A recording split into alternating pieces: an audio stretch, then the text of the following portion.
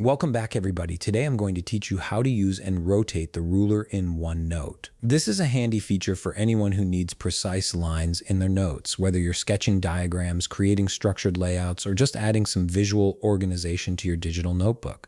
Let's jump right into it. Start by opening your Microsoft OneNote app and load into your notebook. Depending on how many notebooks you have, you might see a selection screen first. Choose the notebook where you want to work with the ruler. Once you've selected it, give it a moment to fully load before moving forward. This ensures all your pages and sections are ready to go. Once your notebook has loaded, head to the Draw tab.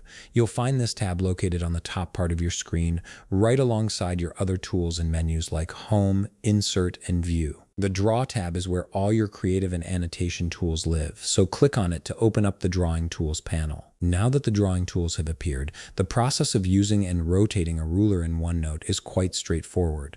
Look for the ruler icon among your drawing options. It typically looks like a rectangular ruler and sits with other tools like pens, highlighters, and shapes. Click on the ruler icon and it will be added directly onto your OneNote page. You'll see it appear as a digital ruler that you can work with immediately. Here's where things get really useful. The rotating part is quite simple.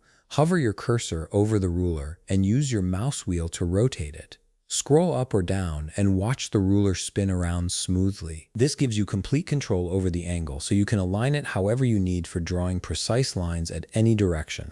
It's perfect for creating angled diagrams or matching existing elements on your page. You can also reposition your ruler by clicking and dragging it to wherever you want to use it. Just click anywhere on the ruler itself, hold down your mouse button, and drag it across the page. Place it exactly where you need it, whether that's along the edge of a text box, next to a sketch, or anywhere else on your canvas.